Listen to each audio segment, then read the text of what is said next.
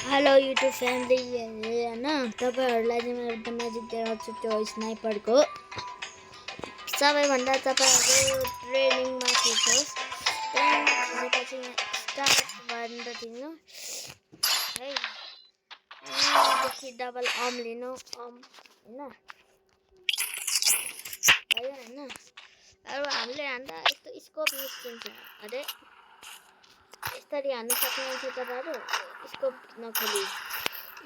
नखोली headshot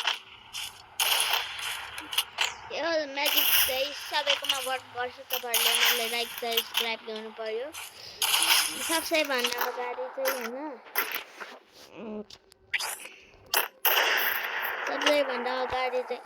सबभन्दा अगाडि होइन गाइज दुख्नु है त